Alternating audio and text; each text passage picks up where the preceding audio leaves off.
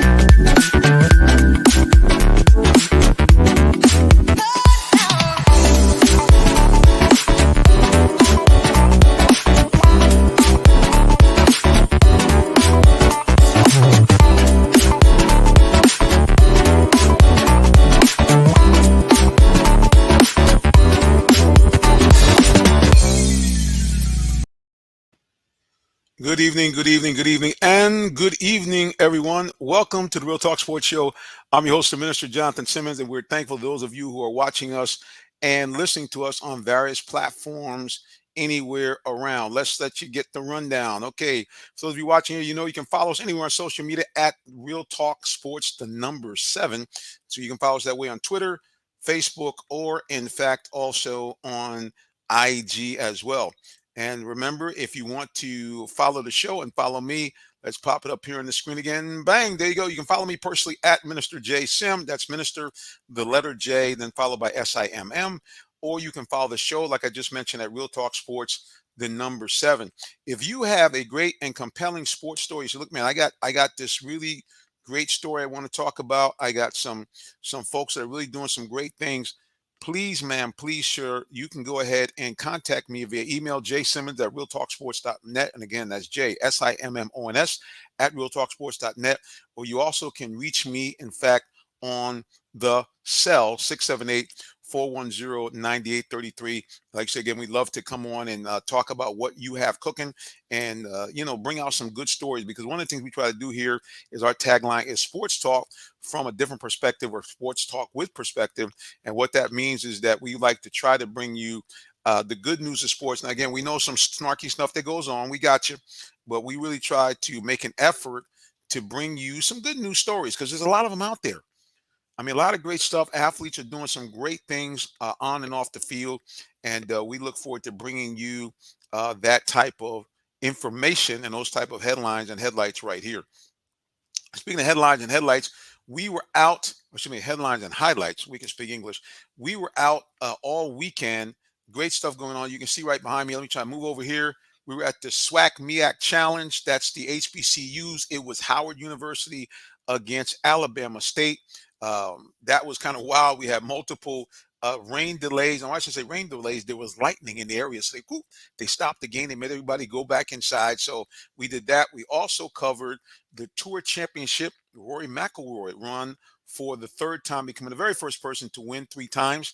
And then we also got a chance to not peek in, on Friday night. We do Friday Night Lights. We had high school football as Monday's Mill took on Fayette County. So the minister was on the move. And speaking of that, I just want to say this before we get into the show. If you are interested in doing, radio, or more importantly, live stream production, filming, please, man, please, I'm going to pop it back up on here again. Give me a call or reach out to me via email, because we are looking for interns. We're looking for production help people. Again, there's the email right there. You can see it on the screen. J Simmons, JSIMMONS at realtalksports.net. Or just hit me up on the cell 678-410-9833, because we could use your help. And even parents, if you're listening, if you have kids in high school, we prefer seniors and up. We might take some juniors on the right circumstance. And definitely if you're in college, man, this is your shot, because this is the thing. We want to give you actual hands-on experience. It's not going to be no gopher. You're not getting coffee. You're not getting Gatorade. None of that. We're going to put you actually to work helping us to get this broadcast and move it to the next level. Because I'm telling you guys, we are looking to grow this broadcast, and not only we're looking, but we're going to really get this broadcast up to the next level. We're going to be doing more and more high school football. We're going to be doing more and more one-on-one interviews. We're going to be expanding. So we need you. So come on out and be a part of what we got going on. Well, look, guys. Like I said, it was a weekend full of great sports activities, and we're going to get to that. What I'm going to do, I'm going to take a quick little break. I kind of do a little reset, and then we back with more of the Real Talk Sports Show in just a moment. So please, please don't go nowhere. We'll be right back. Hang tight. Did you know that Allen Vigil Ford in Morrow, Georgia also has Lincoln? Over 35 years of using the Vigil Touch to provide excellent customer service, works hand in hand with the Lincoln Motor Company to provide a luxurious and seamless way to acquire your next luxury vehicle.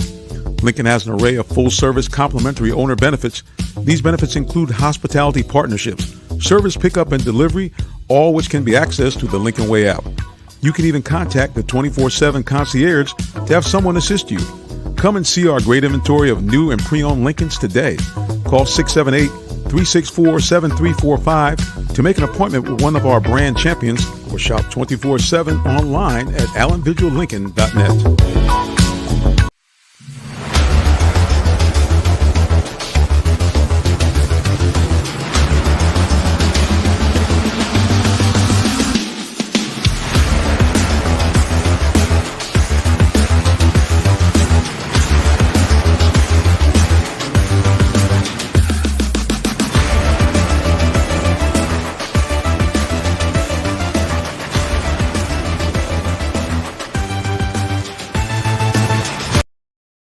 Bam! We're back here at the Real Talk Sports Show. Again, I'm your host, Minister Jonathan Simmons, and we're very thankful to those of you who are joining us here on the broadcast on whatever platforms you're on, whether it be Facebook Live, YouTube Live. Welcome to you, all those folks who are watching us on the gaming channel, Twitch. Also, those of you watching on Twitter TV. Used to be Periscope. I miss Periscope. And of course, on the Roku channel. That's why you can watch us on television. Go to Roku and look under Tiki Live. And when you get to Tiki Live, you're going to see the Phoenix Entertainment Group channel. Bang, you're going to see the Real Talk Sports Show broadcasting to you right here and right now. All right, let's go ahead and get to it. You know, guys, when we do this show, we have some lovely and talented and brilliant people that join us. Number one, we bring on the lady who is one of the most beautiful women on sports talk, radio, or TV. We simply call her the Queen. Miss Tree Dolman is back in the building. Tree, welcome back. Hey, Jonathan. Hi, everybody. Hello, hello, and hello. Guys, doesn't Tree look beautiful? Look, doesn't she look lovely? Look at that. So nice. Thank you, Jonathan. And of course, we can't just have beauty. We also have a champion. Not one, but two-time Super Bowl champion. He is also a member of the Fort Valley State Sports Hall of Fame. He's the one and only all-around good guy. Number 38, Tyrone Poole is back in the building. Tyrone, welcome back, sir. Hello, everybody. Hope you're doing well. Hello, Miss Tree, Jonathan, and everybody in TV and radio land. Hope you had a great day. Sir, it is good to have you back, and definitely a great day for all, I would think. Beautiful day in the neighborhood here, nice and sunny, not too hot. We had a little rain, but overall, pretty darn cool. Well, we're going to get to it here. There's been lots of stuff going on, and you know we like to have ladies go first. Queen, do we have an update on what's happening with the WNBA playoffs, all that kind of good stuff? Talk to us. Thank you. Yes, I do. So everybody that wants to know what's going on with the brackets, with the WNBA playoffs, well, here we go.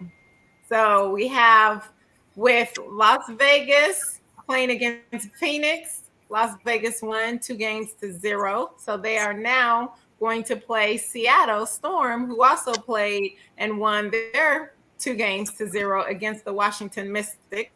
We have the Chicago, who won against the New York Liberty. Last time when I spoke to you guys, remember I was telling you about the controversy with having the top team playing the first 2 games at home and then the third game being played away at the lower seeds home. Well, Chicago went ahead and pulled it out, so they won 2-1 against the New York Liberty. So they will be facing the Connecticut Sun, who won their games 2-1. They also had that 2-1 split when they were playing against the Dallas Wings. So now we're in the second round of the playoffs. So now it's no longer the two and one format. Now it's the best of five. And so we will see how the games are going. But that's the update with the WNBA bracketology and the playoffs. And looking forward to it. So now we have four teams remaining: Las Vegas, Seattle, the Chicago Sky, and the Connecticut Sun. And I do recall saying that I was picking between Las Vegas and Chicago. And so Tyrone, he said that too. Yeah, I know. It's something intriguing about the NBA, the WNBA playoffs, and also want to give shout outs to Defensive Player of the Year, Miss Wilson. That's Tree. You love defense, so yeah, she won the WNBA Defensive Player of the Year. But I also want to say this: what makes it the WNBA so unique? Seattle and Las Vegas during the season, Las Vegas basically had a 3-1. The teams met four times, and Las Vegas ended up winning three of the four. Okay, now this is what I mean. It don't mean nothing during the regular season. It's all about when you get into the playoffs. It's a whole new season. So the first game in the playoffs that these teams meet, Seattle walked away with the victory. Okay, so now you go to Chicago Sky and Connecticut. Well, basically Chicago dominated 4-0, won 4 games in the regular season. Get into the playoffs, guess who won?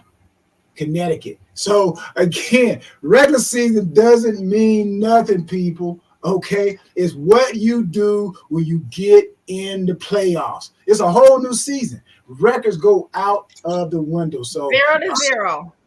Yeah, that is 0-0. So you get to the playoffs, it's a whole new mindset. And right now, you look at Seattle and you look at Connecticut, they basically have the mentality, they got the edge as far as winning the first game. Yeah, it's the thing that's nice is it gets right to it. I mean, you go from, I guess you start with 18, you get right to four right away. So bang, right to the semifinals. We're not wasting no time. We got the four best teams out there. So yeah, man, it should be must see TV. And again, kudos to the WNBA. They really kind of ratcheted up their marking arm, especially on social media. So yeah, we got a lot of eyeballs watching now, and the women, they're making some noise, Tree. Yeah, I will say the women has always made noise. I just want to put that out there because I've been watching the WNBA since it's been in existence. Let me tell you, these women have been balling since day one. I'm just happy that now people are starting to really notice. All right, yeah, I'm not sure. I don't want to throw any shade on their play. It just seems to me that whether it be just maybe I'm watching it more, but it just seems like they seem to have more presence. I seem to be seeing a lot more posts on IG, and I just see a lot more even the reels. I guess because I'm kind of doing more of those now, but they really are just seemingly whoever's doing it. It just seems like they've kind of turned up another notch, and then the ladies have responded by playing some really outstanding basketball. So yeah, we're gonna keep our eye on the WNBA. That's why we're so happy we have you, Tree, to kind of give us the inside about what's cooking. And yeah, it's like I said, the ladies are not playing, and we're seeing the same thing in the world of professional soccer. I mean, women are making noise, and the women's soccer league. I'm gonna tell everybody, y'all better be on the lookout because it's gonna be some stuff. So yeah, we look forward to it. Well, the other thing we had going on. During the weekends, we had high school football, we had golf. Rory McIlroy took down and won the Tour Championship. He is now the first player ever to win the Tour Championship 3 different times. Tiger Woods hasn't been able to do it. Phil Mickelson, none of those guys have done it. So big kudos and shout outs to Rory McIlroy, who pulled out the victory. And I'm going to try to see if I can get a little clip of him in the press conference afterwards. I'm trying to grab some video real quick before we go to the break and listen to the champion.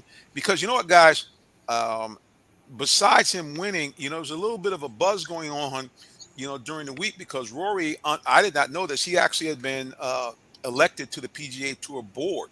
So as you know, him and Tiger, there was a lot of pushback going against the Live Tour. And, he talked about how he had to deal with that. And going into the tournament, a lot of people don't know the way the Tour Championship is set up, that whoever has the most amount of points, it's almost like, with regular people playing golf, they actually get extra strokes going in. So not only do you have to worry about all the hubbub going on about the Live Tour and you know what him and Tiger were doing with this new stadium type tour. He also had to worry about trying to come from behind against one of the top players in the world. But nevertheless, he pulled it off. Kudos to Rory McIlroy. Like I said, again, I'm gonna try to see if I can get a quick little clip of him before we go to the break. Let's take a look. We get a little Rory McIlroy here. Hopefully, our apparatus will work properly. Let's go here and share the screen. And hopefully, the next guy we'll see here is a little bit of Rory McIlroy talking to us about being the champion here at the Tour Championship. Let's take a peek here. Let's go here to our share the screen. Let's go to Rory right now.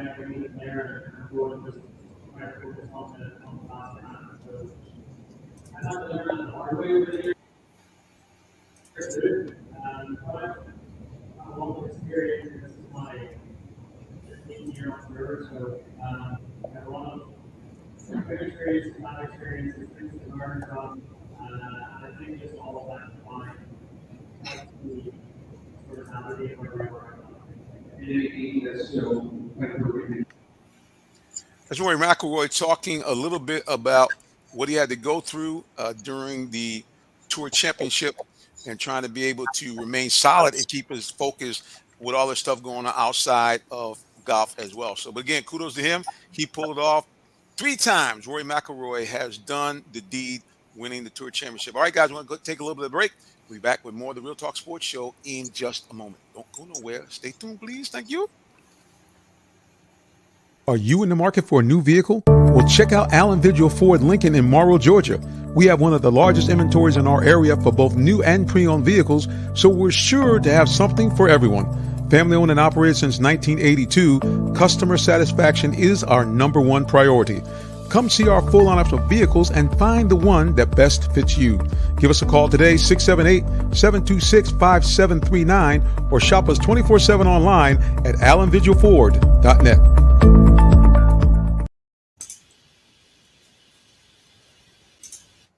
The day has arrived. It's time to let more people know about your business. You have the right marketing plan and the messaging in place. But do you have the right messenger? Good advertising and promotions need a professional sound so the message can be clearly understood. Don't leave your brand image to chance. Let our team of voiceover experts at CME lend you a hand. Give us a call at 678-304-8121 to find out how we can partner with you to give your business its voice.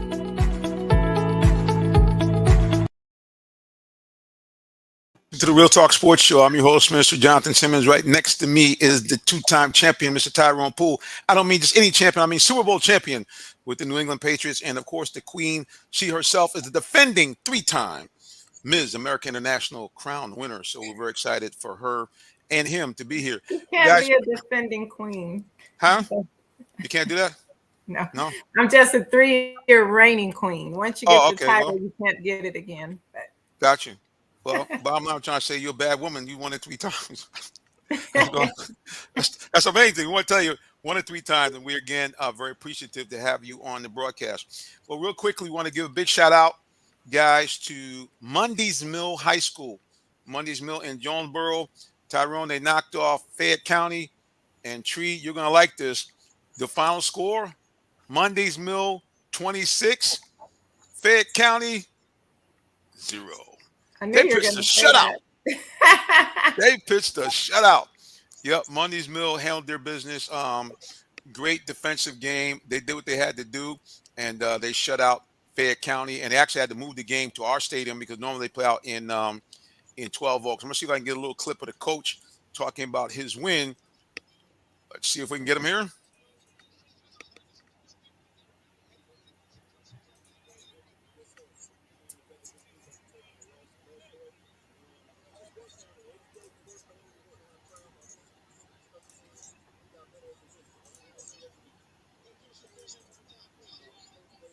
Let's see if we can get him here. There we go.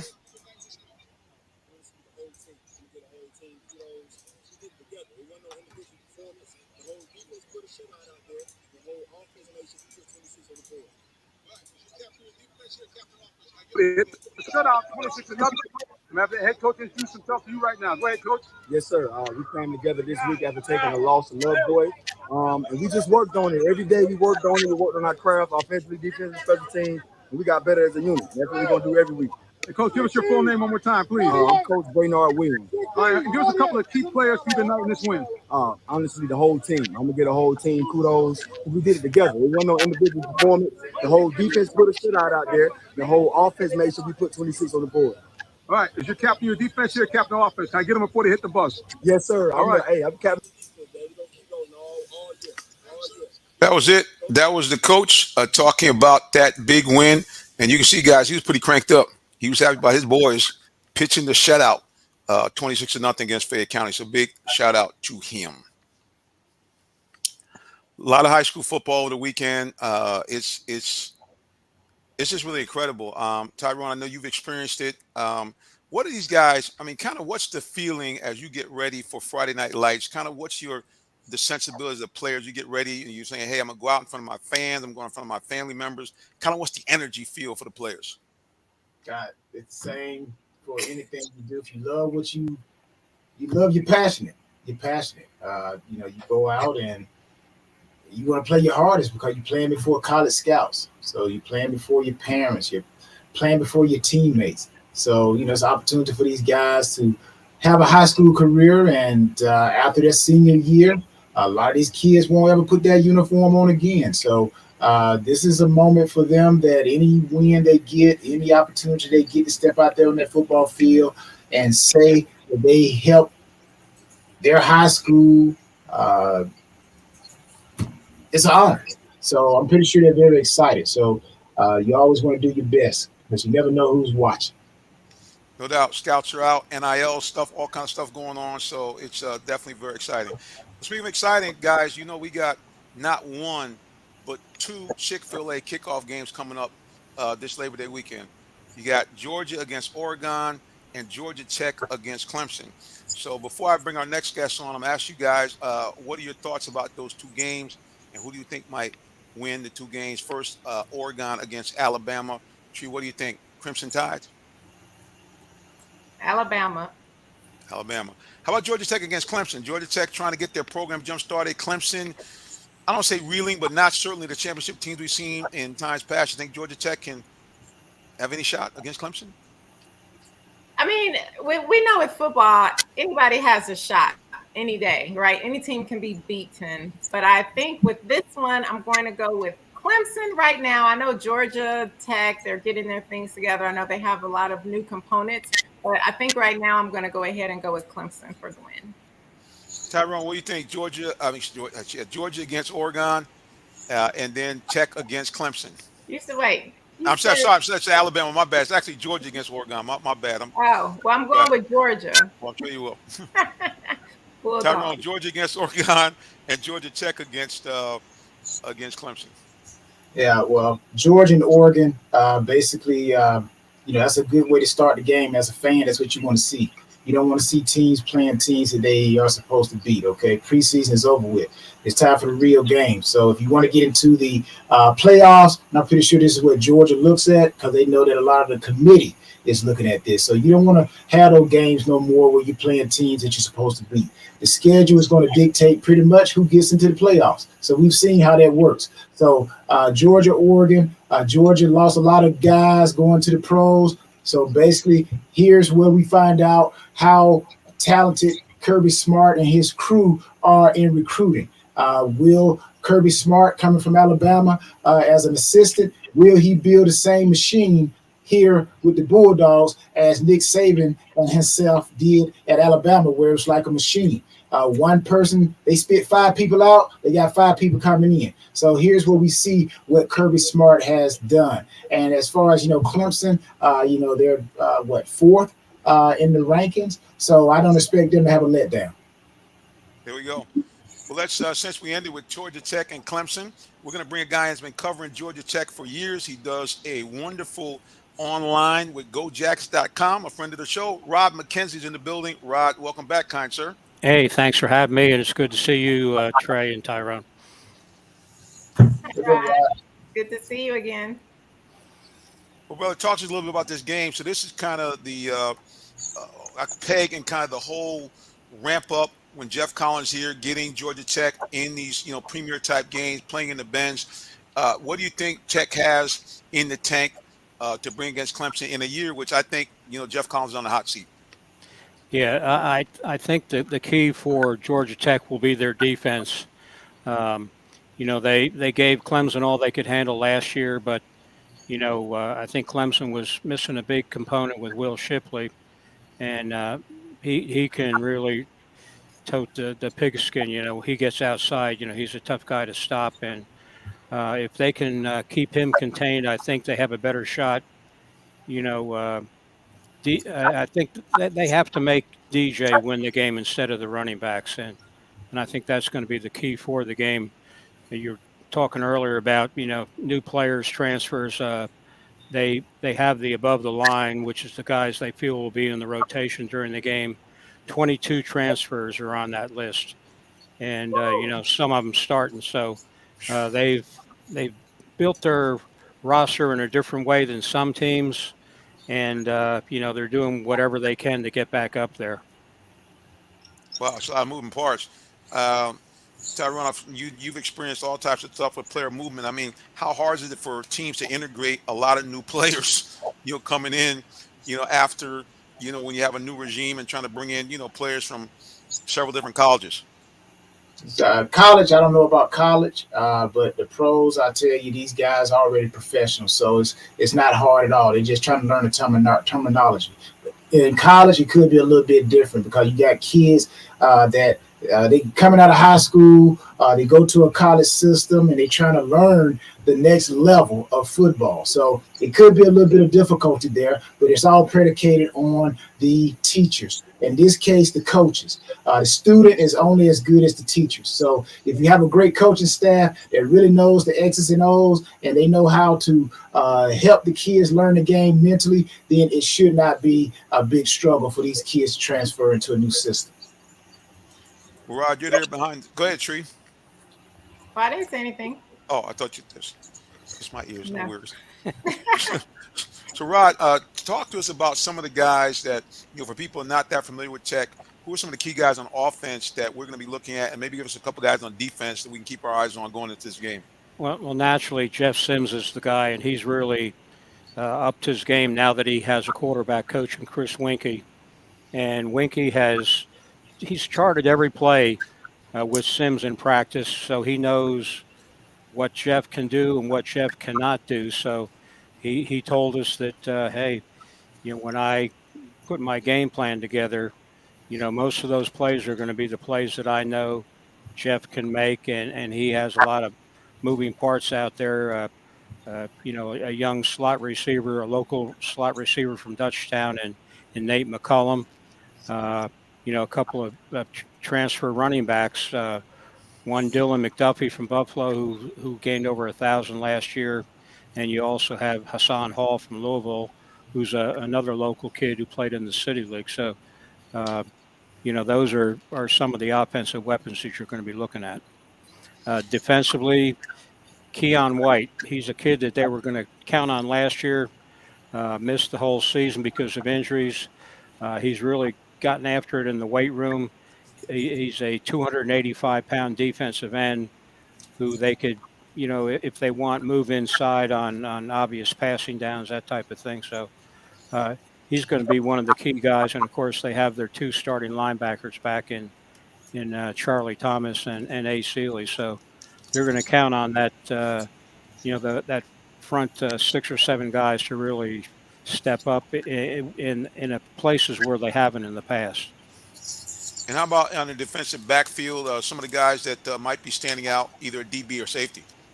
You have Zamari Walton, who is the lone starter of the returns from last year. Then you have Miles Spider Sims, who's another local kid who transferred in a couple of years ago. He's worked his way into the starting lineup and then back at safety. You have a couple of guys that played in the nickel and dime packages in the past, and now it's their turn to shine. In Jalen King and Derek Allen, and LaMiles Brooks, a kid from Florida, is really pushing Derek Allen for that starting job in it. that'll probably be a game time decision. Well, it seems like the Jackets have really kind of attacked this to kind of bring some quality talent in. Always good to hear that they're bringing hometown guys in here because Atlanta's long been a hotbed, for great talent. So it's good to see that they're kind of getting some of those guys to come over to this squad. Now, Tyrone mentioned about coaching. What have they done as far as, enhancing the coaching staff? You mentioned a little bit about the quarterback coach, Chris Weinke, played at Florida State. Give us maybe a couple other guys on that coaching staff that are, maybe kind of changing Yeah, the game for them. sure. They brought in David Turner to coach the defensive tackles. He's been coaching for about 27, 28 years now. Mississippi State, Florida. Uh, he has a lot of knowledge. He's old school. He's really gotten after these guys, working on technique. Uh, Now you also have Tavares Tillman, who played at Georgia Tech, played in the pros. Uh, he's back, and he's the lone secondary coach now. So there's one voice in that room. Uh, when they have their meetings, everyone's on the same page, and that was a big problem last season with two different secondary coaches, two different meetings, and there was a lot of miscommunication going on in the secondary last year. Wow. Two different secondary coaches. That must have been a lot of stuff. Let's go to social media, see what kind of comments we have there. Let's go here. We got a question from our good buddy Todd for you. He's saying, what is Colin's demeanor when cameras are off? Because, he always looks like he's a positive, gung-ho guy. Is he like that all the time, or does he kind of dial it back a little bit? No, I tell you, he's the same Jeff Collins he's always been. He's, of course, this year, now that he has Chip Long as the offensive coordinator, he can spend all his time with the defense. So he's really getting after the defensive guys, working with, the defenders. He's taken a big role.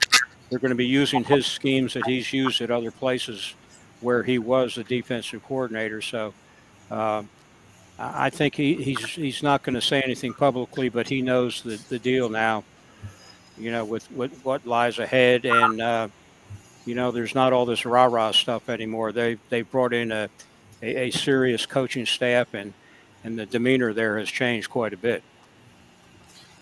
What you're saying, more based on X and O's versus marketing? Is that what you're telling me? Yeah. That's and they used the marketing in the beginning, I believe, to get recruits to come here. When they were changing the type of offense, from the Paul Johnson triple option to a pro style spread offense, and it's taken longer than people expected, but we'll see what happens this year. My last question before you let you go, you may not be familiar with Todd, but Todd's our guy. Like, if you ever got that person that kind of like to poke you a little bit, that's our man Todd. So his last question is here. He said he heard that reporters in the press room don't necessarily care for Collins. So, I mean, I've been to a couple of press conferences. I don't know about that. To me, he seems like a, pretty easy guy to interview. I'm not sure. Yeah, I don't know where that came from, to be quite honest with you. Jeff's always been good to us. Perhaps what he's talking about is that sometimes when we're looking for specific answers, we don't get them. But that's part of dealing with the media. And, there's no dislike for Jeff Collins. Well, I will say this with Rod. Rod, I like the point where you mentioned one voice in the DB room, and I like the fact that you mentioned technique, because at the end of the day, if you want to win games, you got to have one voice. It's like for those who play in the band, they say is one sound is one band. So I've had opportunity to win championships, and it's one voice, and it's technique. Now, when I look at Clemson and Georgia Tech over the last 10 games, Clemson is with a 9-1 with Georgia Tech win coming back in 2014. Like you said, Rod, they did play them tough last year, 14-8 victory still by Clemson. Now, this game coming in, like we talked about Georgia and Oregon, the playoff system is so impactful now. It's to where teams, I expect Georgia Tech to not only have to fight a good Clemson team, but they're going to have to fight the playoff system, because Clemson's going to come in and they're going to try to give their best. Because if they let Georgia Tech hang around, then Clemson's going to say that the people who determine who gets into the playoff, they may come back to this game. So I believe Georgia Tech, like you said, for them to have an opportunity, one voice, and they got to use a lot of technique. But great information, Rod. Yeah, I appreciate what you say there, and like you said, if you let a team hang around and you get into that fourth quarter and that team's thinking, "Wow, we're hanging with this team. We can go out there and beat this team." So that first half is really going to be key for Georgia Tech if they want to stay in the game. Yes. And Todd says that the predictions are out for Georgia Tech to only win 4 games this year. That's kind of what the guys are saying. What do you think, Todd? Do you think they can get to at least a 500 record and maybe get to a bowl game? Uh, they lost 3 or 4 games last year where they had a chance to win in the fourth quarter, and I think that you know you have they didn't have Power Five coaches who had coached in big games, who made decisions, in-game decisions, in tight situations like that. They have those type of coaches now, so we'll see if that makes a difference, and it should. So, 6 games is realistic. Yeah, I think that I this think is a the team. coaches make all the difference Say it again, because Chief. I think the coaches make all the difference. It's like what Tyrone was saying, as well as when you have 22 guys that are transferring into the system, it's how good are they going to be? It really is determined by the coaches. The coaching staff has to get the players to buy in. They have to be tough, and it's just a matter of what they will put up with, what they won't put up with. But I think the coaches are the big component, and I think that they help motivate those players. And so I do see with having these great coaches added to the system, I do think they will win more than 4 games.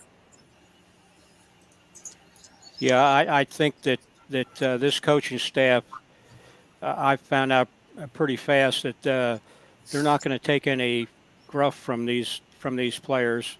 They're trying to set a level of discipline. Little stuff like walking from one group to another in practice. They're all over them if they're not running from that one group to the next group. And if a player, makes a couple of mistakes in a row in practice, they're pulling them off the field and they're putting someone else in their place. So they're trying to set an example for what they want to accomplish this year. Yeah, and I think that one of the things they have going for them in this game is that if they in fact have improved their level of play, we saw against North Carolina, this team seems to rise to the occasion when they play in the Benz. There's something about that facility that seemed to send a charge to the Jackets. I know going to that game, um, when we went there, just even the fan base, there just seemed to be so much energy in that stadium. And don't get me wrong, as you know, Todd, Rod, that watching a game of Bobby Dodd, especially a Thursday night game, is just epic to have that Atlanta, skyline the backdrop. But man, when they rolled in the Mercedes Benz, and I guess maybe the hype of the new uniforms, and North Carolina going to that game was a very good team. So I look for the Jackets to acquit themselves pretty well in this opener. Yeah, I think if you're one of those people that look at the betting lines, I think it's 21.5. I'm not sure if Clemson's going to cover that. Nope. Nope. I think it's going to be much closer. Well, look, Todd, look, Rob, we like to make sure that people know more about our guests before they exit here. So please, sir, the floor is yours. Tell us how we can find out more about you, your blog, social media, and website. Go ahead. Yeah, we're part of the 247 Network, CBS, GoJackets.com. And you can find me on Twitter at Georgia Panther or Rod McKenzie. There it is. Rob McKenzie, our buddy, giving us all the buzz, accused puns, from the Yellow Jackets. Rob, we appreciate you, man. We look forward to having you back again real soon because I think the Jackets are going to be buzzing in a big way this year. Thanks. Appreciate you having me on. It's good to be with everybody again. Thank you, sir. Take care. Take care, too. That was our man, Rob McKenzie from GoJackets.com. Again, guys, you want to find out more about what the Yellow Jackets are doing, check him out at GoJackets.com. He covers football primarily, but also cover all the Jackets sports in the winter, so you can find out more about the Yellow Jackets basketball team as well. So check them out again at GoJackets.com. Yeah, man, I think those guys, bottom line is, here's the thing. If they can't get to at least a 500 season this year, there's going to be some problems with Jeff Collins because you know how it is, Tyrone. You got to win. And they came with a lot of high expectations, and so far they have not been as advertised. So I think it's going to be they're going to have to win. They have to get to 500. Well, here's the thing you got to really look at. You got to ask yourself, why is it that Georgia Tech is not winning? Okay, and I think actually it's they want to set a standard of education there. Okay, so in order for Georgia Tech to win, they got to bring in coaches, and a coach who wants to win, probably just like in the pros, wants to have a little bit of control or wants to know who's going to back him, who's going to back, you can say her these days, but who's going to back him as far as in the organization, the front office. Because no real coach that really wants to win, just me talking, is going to probably risk coming to Georgia Tech. Because they know, okay, again, like I said, listen to what I just said. You can come to Georgia Tech. Just look over the years. How many coaches have left programs going other places? That's all I'm saying. Just look at the facts. Okay, I'm not saying you won't ever get a good coach coming there, but a coach who's really wanting to win knows that they have to go to a program. Just my opinion. My opinion. Okay, everybody can have their opinion. But if you want to win, you want support behind you. And if you feel like you're not going to get that support, you're not going to go there. Yeah. So you can, however people want to take it. That's me. If I'm a head coach, I'm going to go to a program where I know the university is going to be behind me. But if the university talk about, no, we want our athletes to be this, coach going to have trouble. Now, when you say this, flesh it out a little bit for me. So you're talking about the idea of the coach not feeling the administration behind him. You mean in terms of the type of player? You mean what kind of, just help me out? Because, to me. Let me break it down. So go ahead. Go ahead. No, that's it. No, I'm just trying to get an understanding what you mean by that point. Go ahead. No, go ahead and finish it. I think you got to say something else. Go ahead. No, so it just I guess what I'm trying to understand is, okay, when a coach comes in, they hire the coach. Okay, you put in whatever program you put in, you pretty much have the right, I would think, to hire your own coaches. I think outside of that, what more would the coach be looking for? Outside of, I guess, university not meddling, which I can't really say Georgia Tech has done a lot of that. It seems like they've really kind of got rid of coaches because they couldn't win. Well, let me ask you that question then, John. Why do you think Georgia Tech has not won and Georgia has won? Well, I think that, anytime you are in a situation where and I'm not trying to say that the other schools are not trying to make sure their athletes do well in school, but with Georgia Tech, I mean, it's a, the school is a priority. They have, obviously a stringent schedule in terms of what you can take for class. I can remember going to a press conference and one of their top, I think it was offensive lineman, was talking about how he was trying to get his master's degree, and another guy was talking about doing a double major. Yeah, and these are, I mean, I'm talking a double major in phys ed. I mean, these guys were taking a double major in business and in I think the one guy was in business and computer software. Another guy was doing something. Another guy was trying to go to medical school. So I mean, it's a lot. It's a lot going on in terms of the level of classes the guys have to take. So if you mean in that regard, I guess you might have a point. Point taken. But I mean, you run into that with any of these schools. I mean, you run into that to some degree with Notre Dame. Absolutely. But you still should be able to get a winning program, I would think. I don't think so. Again, just take it out of football field. Think about your own program, okay? How do you think your radio show will be successful if there were requirements that you have to do that okay, that doesn't fit me? Are you going to take that radio show? No, I don't think you will. You want to go somewhere where you can express who you are. And if you can't express where you are, you're like, you know what? I won't go there. At least right now, I won't consider them. I got to go somewhere where I have to be who I am. That's how I win. That's my system. So again, take it off the football field. Just put it in generality. Would you go to a show where they told you couldn't say nothing about God, or you couldn't say nothing about Dada? You couldn't wear no tie. You couldn't put your glasses on when you want to push. So that's my program. So will you still go there? I don't think you would.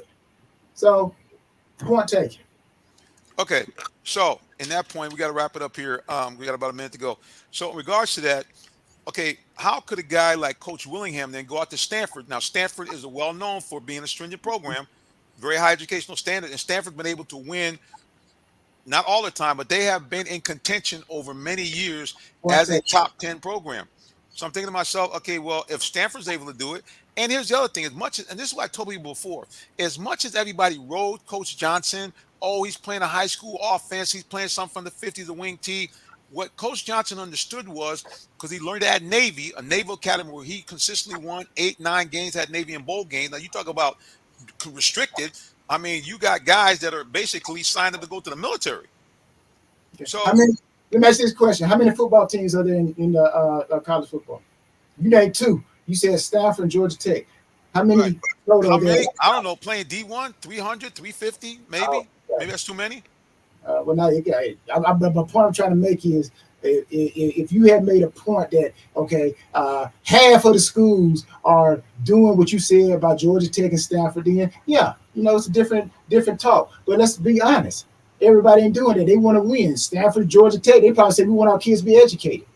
So if you're a coach and you're always trying to go to the highest level, like with you, you talk about how Deion Sanders gave you, you went viral. What are you saying? You're saying you're looking to go up. Okay, same thing here, Jonathan. Same thing. Okay, I'm going to go back to Coach Johnson, which again, people didn't like him because he ran bad offense. The realities are that guy in 9 years, he went to 3 Orange Bowls. He went to, I think, a bowl game in 7 of his 9 years. He had them ranked in the top 20, I think, 3 of his 9 years, and had not been for a knucklehead loss to North Carolina in 2000, I think it was either 12 or 14, they were in the hunt for the college football playoffs.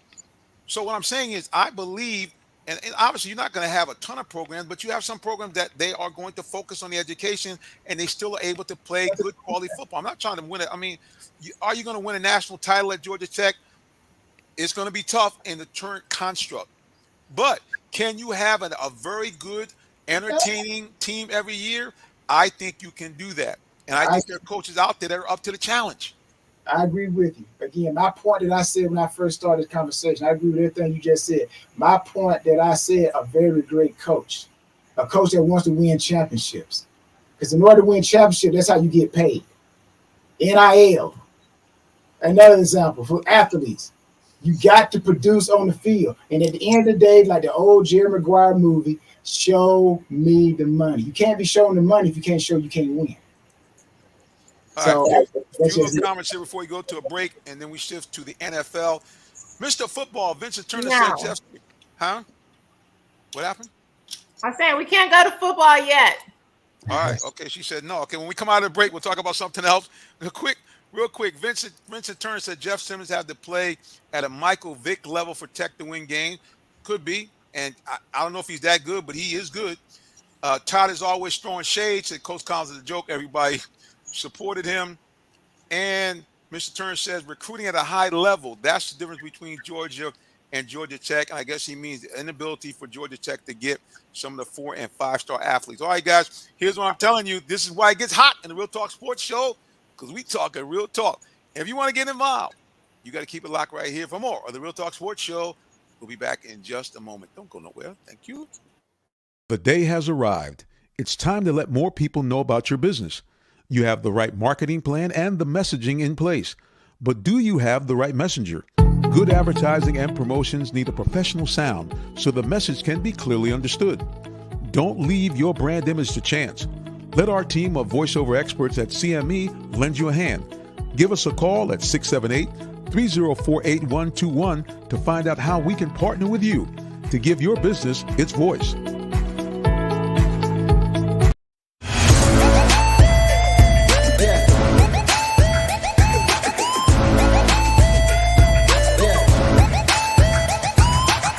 This is OJ Howard with Real Talk Sports.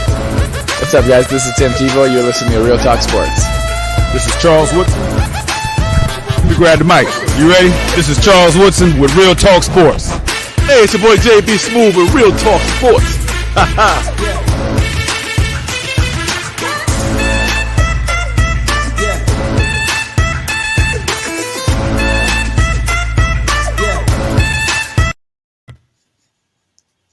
Oh, we're back. Welcome to the Real Talk Sports Show. We're back here. I'm your host, Mr. Jonathan Simmons. Right next to me is Mr. Tyrone Poole. And underneath us here is the lovely Queen Tree Dolman. And she said, you wait a minute, young man. That's I got right. something else to talk about. So, Queen, let's get it. What you got? What you got? Okay, so first of all, we cannot go talk about the NFL without talking about the U.S. Open and Miss Serena Williams. I mean, hello. Did we not watch her game last night? And then the way that she came out there, she was star-studded. She is retiring after this U.S. Open. And not only is she the greatest female to ever play the game of tennis, she is also the greatest player amongst women and men. She is truly the greatest of all time. No one can compare to her. And so it's very heartbreaking for me to see that she's calling it quits, but I do understand she's been playing since she was a young girl and now she's in her 40s. She has a family. I love that her and her daughter were wearing matching outfits. And I love that she was just sparkling. And I'm so happy that she won her first match and that she is still undefeated in her first matches in the US Open. But we cannot move forward without paying homage to the queen, who is the greatest of all time. And Tree, that's a good shout out. You know what I like about Serena? I'm like, we all saw the story of how their dad Richard, brought them up in their movie, so to speak, for those who saw it. And this is why sometimes for all those out there, if you're the second child, you're the third child, so to speak. Venus was the one that kind of went out there first. But by Venus going out there, even though they were sisters and they loved each other and they were competitive with each other, I think sometimes being the second child, the third child, the fourth child actually gives you a little bit more hunger. And I think it showed in Serena's play. You look at her overall singles record, 856 wins. I would like to see her hang around and get 1,000. I'm like, put that bar even higher. Right. But her mentality is just so awesome. And I think that comes from, her competitiveness. And of course, Richard, her dad, giving him shouts out because he played a major role pushing those girls and just letting them know who they were, what they have, and what they can do. And it went out there and it showed on the court, whether they were playing doubles or playing singles, it showed time in and time out. My mentality is I'm better than you, and you can't stop me or you can't beat me. That's right. Right, man. They were just phenomenal. And you mentioned that second child thing. And it's funny, Tyrone. It took Serena a little while to get over that hump to start beating Venus at the beginning because it was very intimidating. You're playing against your big sister, but man, once she got by that, it was like, sorry, sis, I'm about to beat the brakes off you every time we play. So yeah, big shout out to Venus, to Serena Williams, and the entire Williams family. And Tree, thank you for reminding us there because we can't. Speaking of the queen, now that's the queen. Yeah, we can't let that go at all. Well, exactly. We also have and I just want to say one more thing, then I'm done. I'm sorry. I just have to give a shout out to my bonus son who is watching, Patrick Landrum. I love you so much. You're my whole heart. You're my whole world. I'm so proud of you and all that you do. Thank you for tuning in and watching me. That's my bonus son, and he's my heart and soul. And I just wanted to give him a big shout out. He's in high school, and he makes me so proud. That bonus son, I like that. That's pretty cool. Okay. Always good to give a shout out to friends and family, guys. Always good to support them because they support us. So we appreciate all family. So I guess I got to do my little shout out. I'm kind of in my not new, but in my facility here. My daughter has said, Dad, you can use this room to do the broadcast. And thank God, since I've been doing the broadcast here, you guys know that for the most part, we've been glitch free. Amen. That's important because we were having some drama before. All right. We're going to bring on the king, a guy who is the embedded beat writer for AJC Sports for our Atlanta Falcons. He is a veteran of covering sports, and he gets the first question at every Falcons press conference. He's actually an award-winning sports writer, and he is an Esquire par excellence. And he's got the baddest fedoras in town. The one and only D. Orlando Ledbetter is back. D. Led, welcome back, sir. Hey, Reverend, thanks for having me. Glad to be back on the show with you, Tyrone and Mr. Tree. Thanks for having me today. All right, D-Led. I like the hat you're playing. Oh, look at the lid, boys. Hey, you got to tilt that thing, D-Led. You got to tilt it, man. Hey, come on now. What's up? What?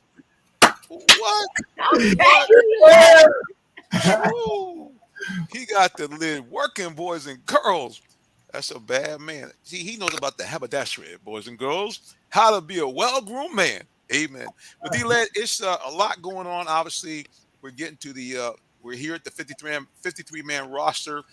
What have you been seeing and hearing at the camp? And before we do that, Tree, you gave a shout out. Well, here's a shout out back to you. Yay, my little sweetie. That's his basketball picture. Now, yes, I love him so much. That's there my sweetheart.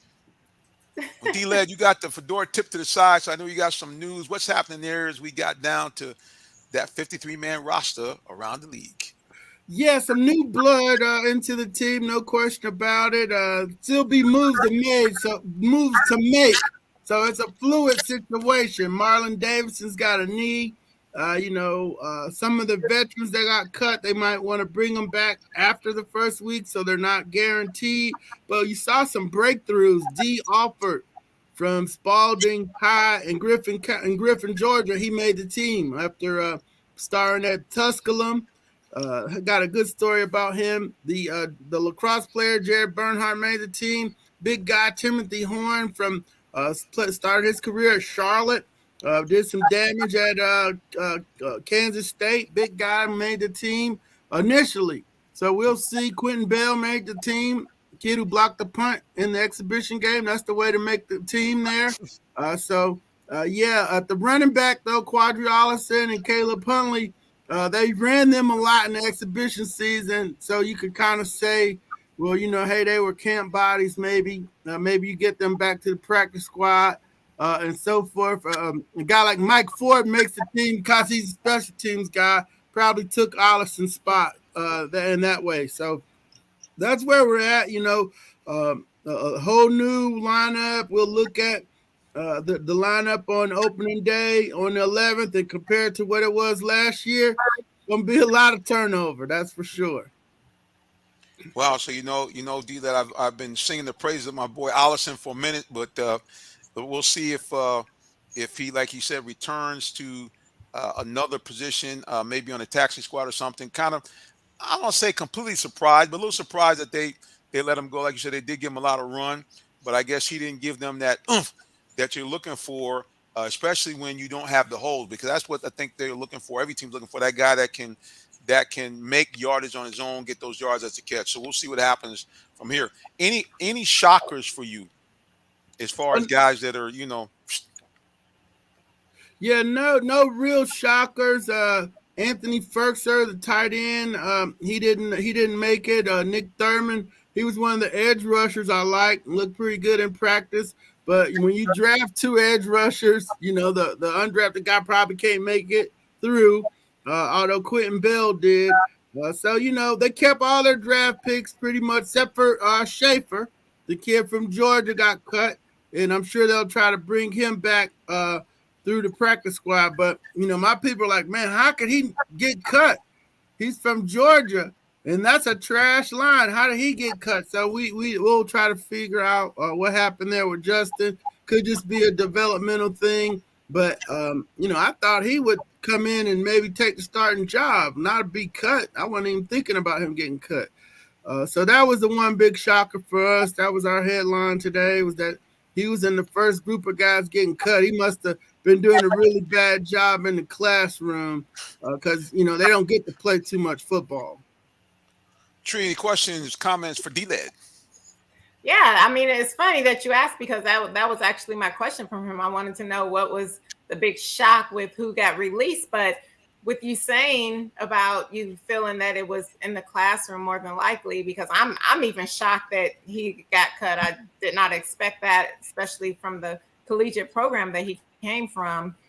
So when do they typically, with the guys that you see that made the roster, and we know that the first game is coming up, have you changed your predictions on what you think the first few games will be with the schedule, or are you sticking with what you thought prior to the 53-man roster being made?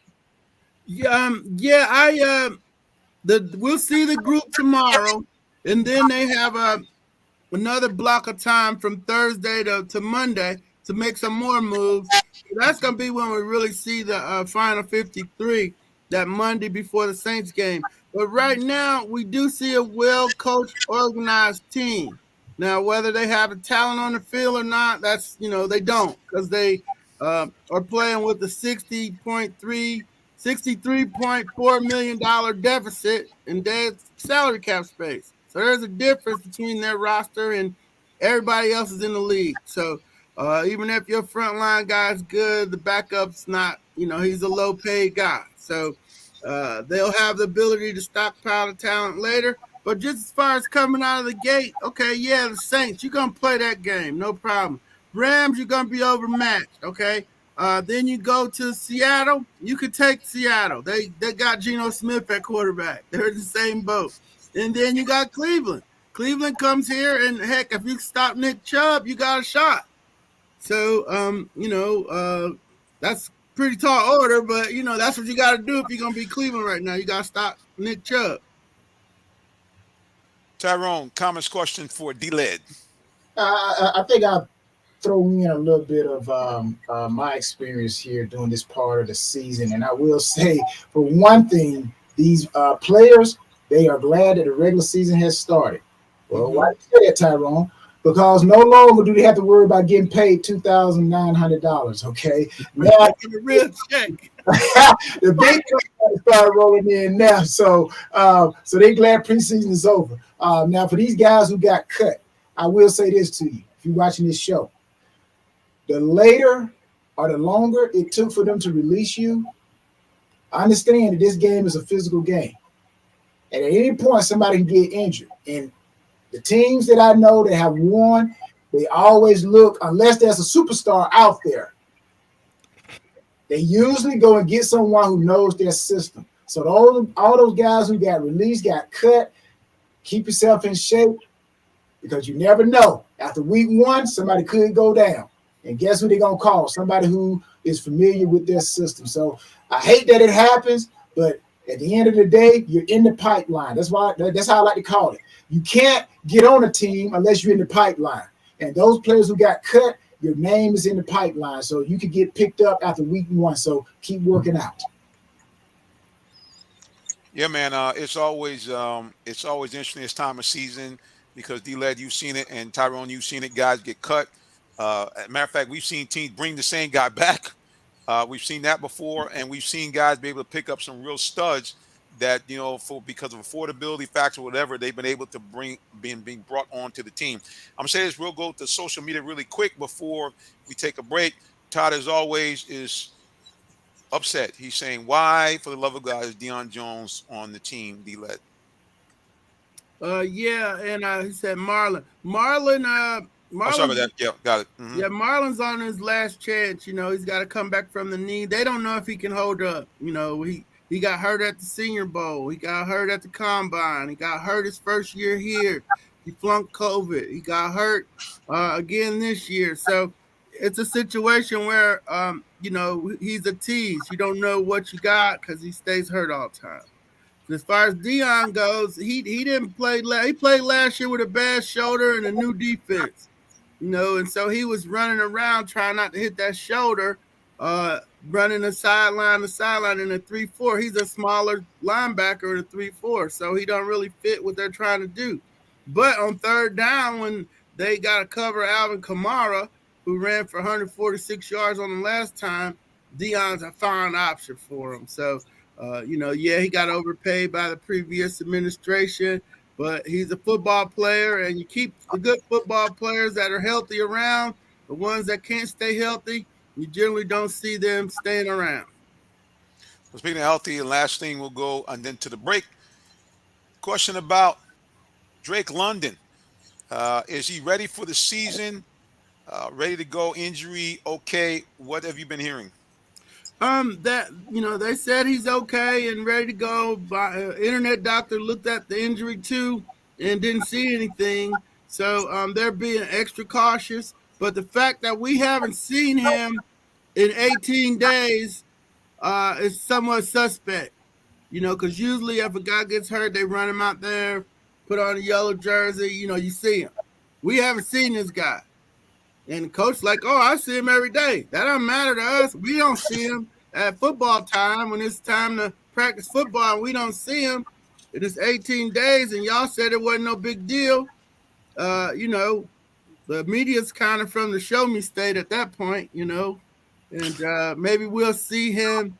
If we don't see him on Monday when they come back, probably not playing against the Saints that week.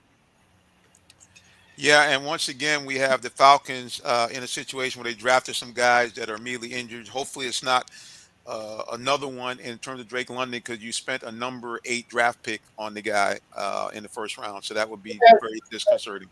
What was the number? D-Led, quick question. I'm Hold looking on a at. second. We got to take a quick break. We'll be Okay. back with more of the Real Talk Sports Show. Don't go nowhere. And after, when we come back, not only Falcons talk, but we're going to do something new. We're going to go to the AFC East. We have a special guest that's going to join us, but you got to find out who it is. You got to keep it locked right here for more of the Real Talk Sports Show. We'll be back. Did you know that Allen Vigil Ford in Morrow, Georgia also has Lincoln? Over 35 years of using the Vigil Touch to provide excellent customer service, works hand in hand with the Lincoln Motor Company to provide a luxurious and seamless way to acquire your next luxury vehicle. Lincoln has an array of full-service complimentary owner benefits. These benefits include hospitality partnerships, service pickup and delivery, all which can be accessed through the Lincoln Way app. You can even contact the 24/7 concierge to have someone assist you. Come and see our great inventory of new and pre-owned Lincolns today. Call 678-364-7345 to make an appointment with one of our brand champions or shop 24/7 online at allenvigillincoln.net. All right, guys, we're back here for the final segment of the Real Talk Sports Show. We're going to talk NFL football and finish up with our Falcons. We have right above me the champion, Mr. Tyrone Poole. Right next to him, Esquire par excellence and award-winning sports writer, Mr. Diolendo Ledbetter, and the Queen, Tree Dolman. All right, Tyrone, you had a question for D-Led. Yeah, just a quick question on defense, D-Led. I'm looking at a couple of comments here, and people were saying that they should have kept Tabar, and they were saying that he was like one of the energy guys on defense, kind of kept the defense fired up. And if that's true, based off your observation, who do you see as the guy that fires the defense up? Now, I know when I was playing in New England, I could honestly say it was Rodney Harrison.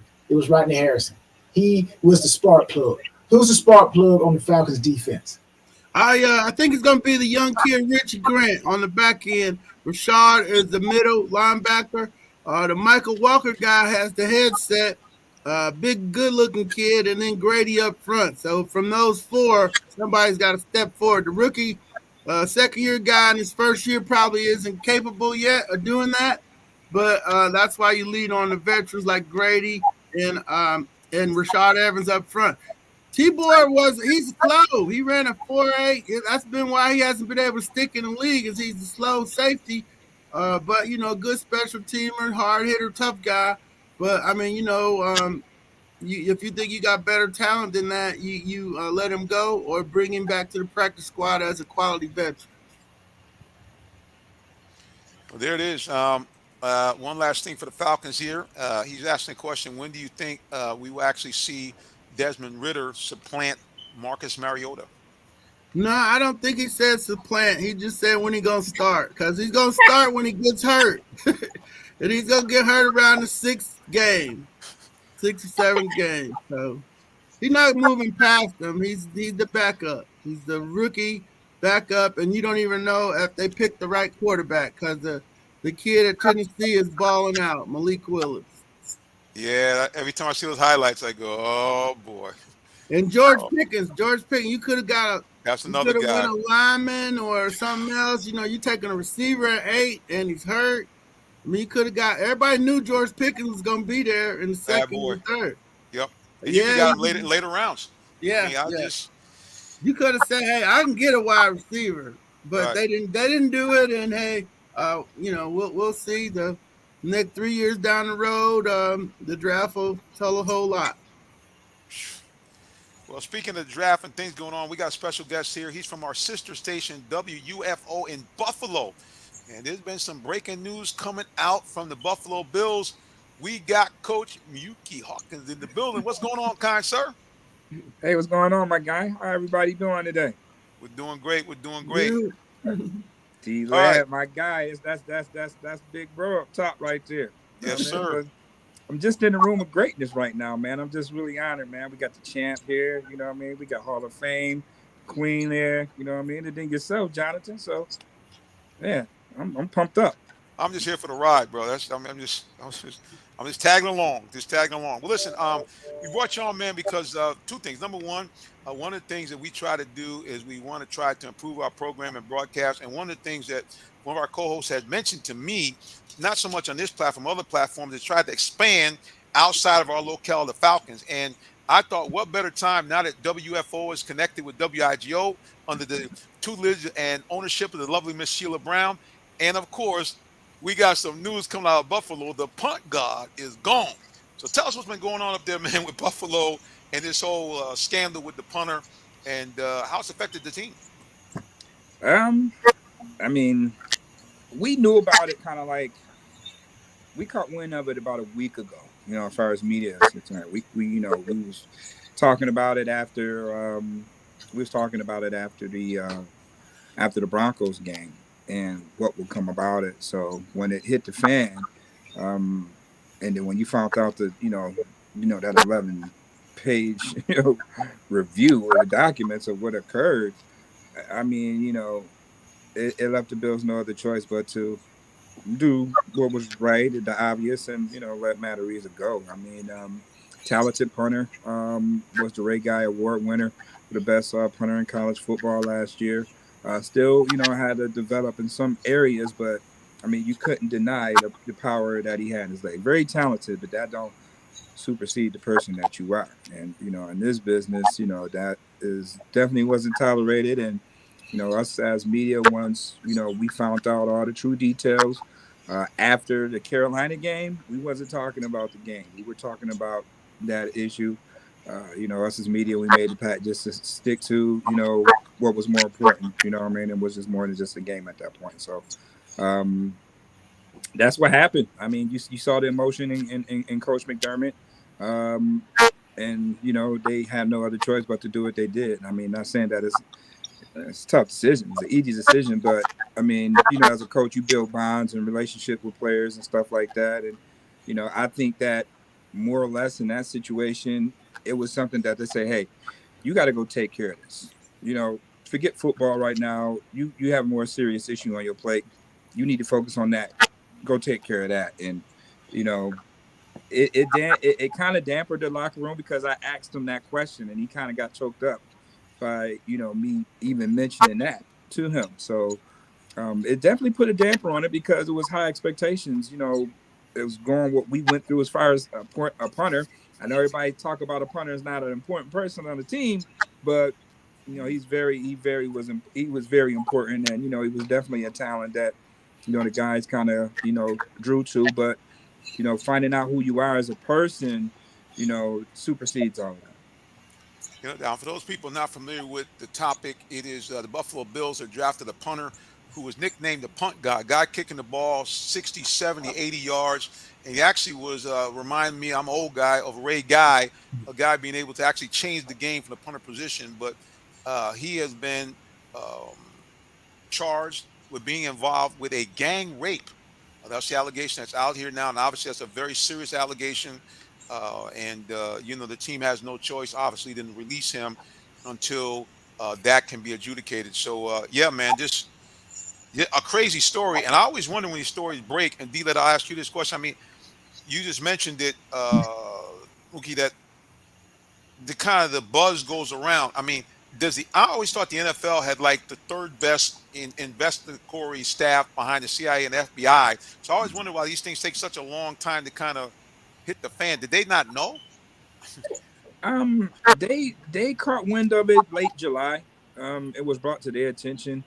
You're absolutely right. Like I say, hey man, and Ty could attest to that. I mean, hey, they don't know everything. The Shield knows everything. You know what I mean? Those guys went through it at the combine, didn't ask all those questions about whatever they got asked. But I know they like, how did you know about that? So that slipped through the cracks. First of all, it got past San Diego State University because that how did it go past there? That's the question that we all should be asking. How did that get past the college? They should have never got that far. They caught wind of it, and then obviously it's always two sides of a story. So you're going to go and talk with Matt first because that's the closest guy you could, hey, what's going on with this? So they took the word for it at that point, but then again, it's always two sides of the story. Their side came out, and it was just inevitable. It was just, too much evidence, to the point where they can't have that in their organization. That's just uncalled for. I mean, that's you can't. That's just like it's one of the cardinal rules for sure. Like that's just distasteful. I mean, the way that they say it was is you it's no place for that. You got to get rid of that. That's not football. I don't want that in a locker room. And I'm kind of speechless because I never really experienced something like that, being so close to that on that level like that. And once again, punt God, he's a talent, but that right there that's something he's definitely have to take care of. Yeah, definitely. Mr. Hawk is a question. You guys evidently you're looking for a punter now. And I know you guys are going through your field of young guys and veterans, and you probably want a veteran, I would take it. But of course, I know it's all about the money, right? Veteran, young players come cheaper. But there is a guy out there, Marquette King. I was just about to bring him up. Marquette King. I talk to Marquette King pretty much every day. And I vouch for Marquette King. I know everybody was saying, he need to just punt the ball and that's it. Get rid of all the dancing. And that's what I told Marquette. So my word to you, I vouch for Marquette King. Not only is he a great punter, you're looking at his average, he's averaging 46.7 yards a kick. Okay, his longest was 72. And the guy I talked to him, T-Pool, I'm out here just punting, man, waiting up for my opportunity. So if you guys want to kick a tire and bring a guy in who's hungry, you always want to bring people in who are hungry, because those are the ones that are going to be willing to run through that door for you. So I would advise you guys to get Marquette King's number, call him, and like I said, I vouch for him. The dude is ready to play. Yeah, they have reached out to Marquette King just to see if he's in shape. I'm not sure as a workout being scheduled. I know the Bills have been. They did a few workouts, the past couple of days. I'm quite sure Marquette King was definitely going to be in. We all saw it on Twitter, putting that stuff in. And my thing though is this: the past 5-6 seasons, he's averaged 45 yards or better. What does dancing got to do with any of that? Like, you know what I mean? Like, I mean, let's keep it real. Like, okay, that's him being a showman. No other punter had swag like that. So that he's bringing that to it. But you want to find something. So is that a reason not to have him in the league? He's still good at what he do. I mean, you let the NFL players, when they score a touchdown, they could dance, right? So how do the punters, have some type of fun with this thing? I mean, they want to find everything, about something that makes us good, So I'm all for it, though. I'm all for it, Ty. I'm all for it. I mean, the Bills, especially in that spot now, when you was trying to go young, didn't work out. So at this point in time, you have to get a veteran punter with a strong leg, because we all know how these wins are here in Buffalo. And, man, Marquette definitely has a strong leg. He's definitely seasoned. Still one of the best punters out there. So I would definitely, be welcome for him to be, come in for a workout and, get opportunities. I'm all for that. You see up on the screen, he's a real punter athlete. That guy, he's a he's his own breed, no question about it. So hopefully Buffalo let him get a shot. Again, you always hate to hear that some players involved in some type of scandal, and certainly it's just a bad thing. All right, so one last thing we want to ask you really quickly about Buffalo overall. Is this a team everybody's thinking they're going to want to be in the top 3 or 4 teams? Their shot to get past the KCs of the world to get to the Super Bowl? Who's to say that they're going to have to go through Kansas City to get to the Super Bowl this year? They might get knocked off. I mean, they got knocked off against Cincinnati. I mean, let's not just, we keep forgetting about Cincinnati and the route they had to take to get there. Like, I don't know why everybody's sleeping on them. They the defending AFC champ last time I checked around here. And you don't really get that too much on flukiness. You really don't get that. They was young, they was ascending. They ascended at the right time. We know sometimes that's how these runs happen late in postseason. Those teams get the gelling, and it don't matter. Once you get the clicking, man, it's up to you to turn it off. And sometimes, it don't turn off. Ty, you could test that. You did it twice. So it don't really turn off unless you shut it off. You know what I mean? So you got to get Cincinnati. You can't sleep on Cincinnati, but yes, with the Bills roster, all the accomplishment, the one of the greatest games, in playoff history we saw. That's over. it's a lot of expectations with the Bills with the upgrades on the roster. Everybody that they let go, they upgraded in just about every position. So I can see why they would say that this is the team to run the table this year. They do probably got one of the toughest first game stretches in the NFL, but once they get past that, if they can come unscathed those first 7 games, 5-2, 6-1, that puts them in a good position to be in the driver's seat for the division. I mean, for the home field advantage. No doubt. You guys got the Thursday night special coming up there early in the season, playing the defending Super Bowl champs. I guess you host. Are you guys playing the Rams? Did I hear that on the schedule? You got them early? Hey, you got the defending Super Bowl champ, man. Kick the season off, so we all know what that's about. It's showtime. If we want to be pegged as that team to, win it all, then hey, you got your first stab at it with the Super Bowl defending champs. Bright and early. So we'll definitely see, what this Buffalo team is made of right off the rip. Look, man, we're going to be calling on you from time to time during the season. Like I said, again, we want to expand our coverage and the AFC East. Buffalo making some moves. Miami might be doing some stuff with the cheetah over there. So, the AFC East, man, has gotten a little interesting. We'll go to social media real quick here, and then we'll let people find out more about how they can find out about you.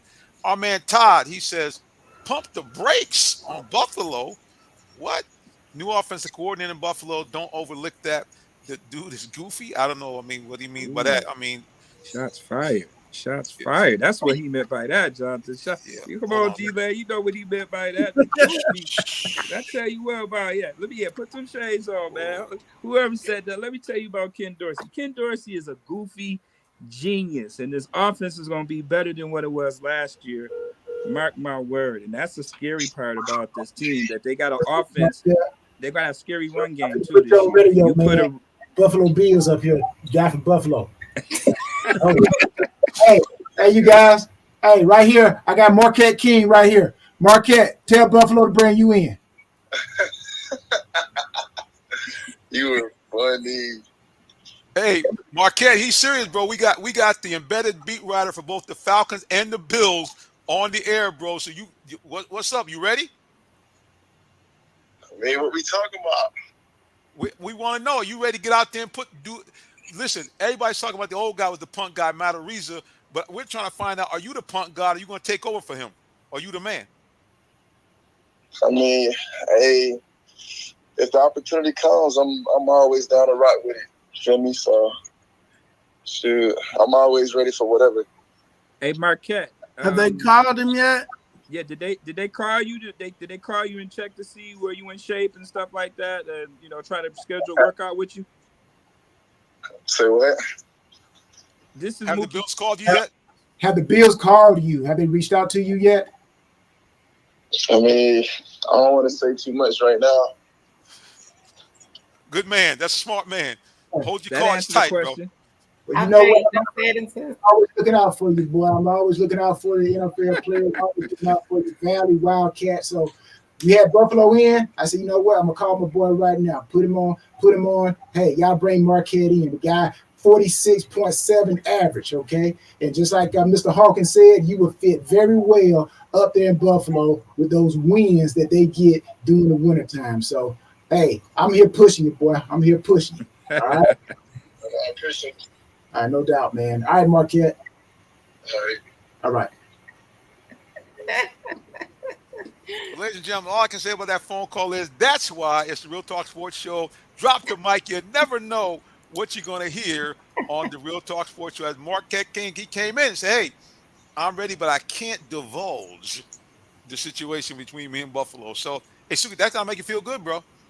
I mean, he ain't saying anything, but the fact he ain't saying anything, said something. He could have confirmed if they called and if he got a workout.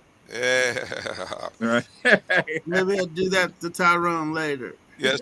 Hey,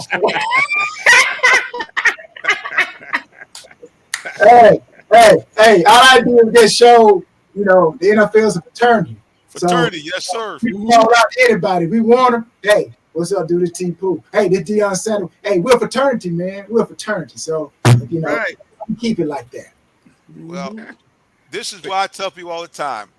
I'm honored and blessed to have a champion and a Hall of Famer on the Real Talk Sports Show. Cause he got the juice, baby.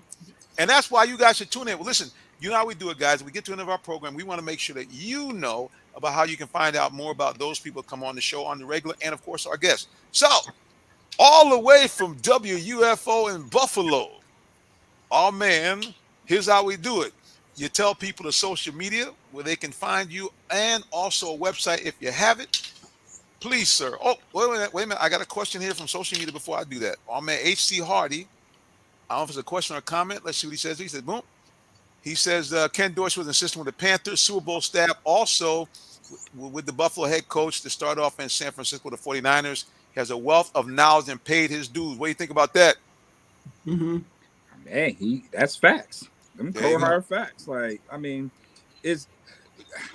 what I see in practice every day and what I saw on Dable, Dable did his thing. Let's not, miss that. He got a head coaching job in New York. But Ken Dorsey played quarterback. We got this ascending talent in Josh Allen right now.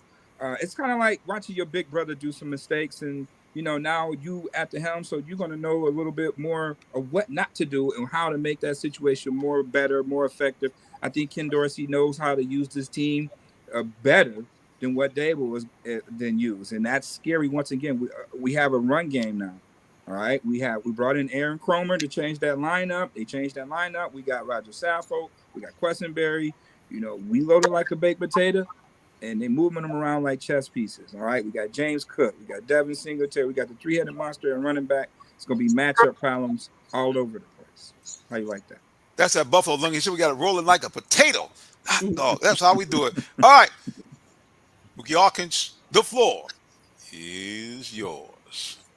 Hey, this is Mookie Hawkins. You can check me out at, WUFO 1080 AM, Power 96.5 FM.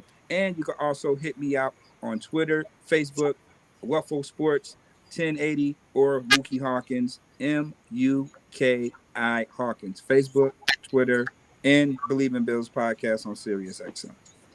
Hey, I need to say this before he get off now. You put all the information out there. I need you now to put Marquette King name out there.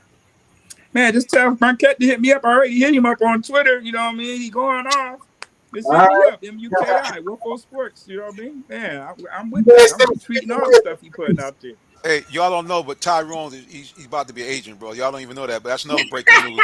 I get about to be agent on the line right now, There he is. All right, Mookie, man, thank you for joining us, sir. We want to have you back again. Yes, sir. Yes, sir. Thanks for having me.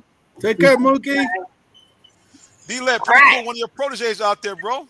Yeah. Good seeing the young folks coming through. He's been at the combine with us for a few years now. He's got his feet under him. He's doing a great job up there in Buffalo. See, man, that's all your tutelage, bro. Everywhere you go, you spreading that love. That's how the Esquire gets it done. Well, speaking of that, sir, the floor. Wait, before we give him the floor, can I say one thing? I'll be quick. I know we have to get off the air. But I just want Tyrone to tell us really quickly. Everybody knows he had his show on Saturday. He was in a play. So Tyrone, can you please tell us really quickly how the play went? I just want to hear that real quick before we go. And I want D-Led to hear it too. Well, Miss Dina, if you must know, not only did I attend college, but I have a degree in mechanical engineering, not plumbing, and I have a master's in business management. And I'm an intelligent man enough to know it would not stoop to the level in which you tend to self-rise to belittle those around you. Despite what you may think or see, I am very professional in what I do. I'm